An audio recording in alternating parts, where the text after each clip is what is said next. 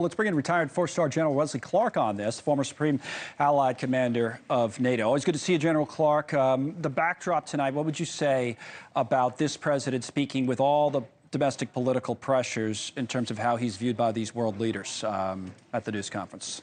I think they're counting on President Biden to lead NATO. I think he's given a strong impression thus far, and there's a lot of worry about what might happen in the future. In terms of whether the presidency goes to Donald Trump. So you think the world is saying, all right, we don't want another Trump presidency. That's what you're hearing. Exactly what they're saying. I was in Europe recently, and I heard it everywhere.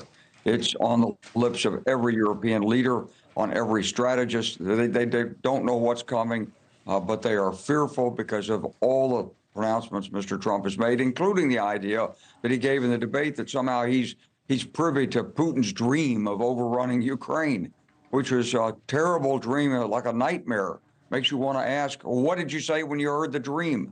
I hope he said it was a bad thought, but we don't know what he said. I thought it was interesting earlier in the week that Zelenskyy brought it up directly, saying, oh, everybody's thinking about November, like you said, and they want to know even Putin's thinking about November. Quick clip, by the way, from earlier today, Biden and Zelenskyy at NATO. Let's watch.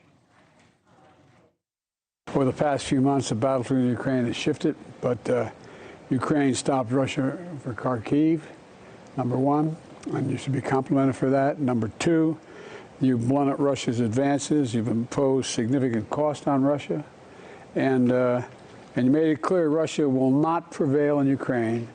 When you speak to these either world leaders or people in capitals around the world that deal with these world leaders, say they're worried about Trump coming in. Okay, are they also preparing for that as a likely scenario at this point?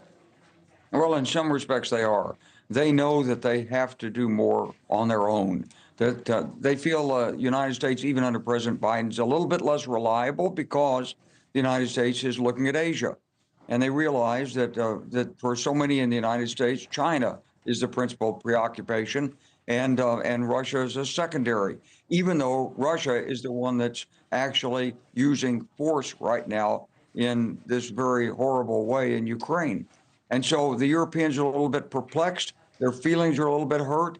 They're like, we've been your allies for 75 years. I think President Biden's trying to reassure them with his comments in this summit, but they're getting it at different levels from different officials. And they're getting it officially and then unofficially from other hangers-on, and so it makes them very nervous. And they also know that in most of these countries, there are residual elements who have contact with the Russians, with Russian intelligence, that would be only too willing to step up if the opportunity presented itself and say, oh, don't worry, we're in good contact with Mr. Putin, and right. He's assured us there'll be no problem for our country as long as we don't participate with NATO. And so they're worried about their domestic politics as well as the United States and NATO.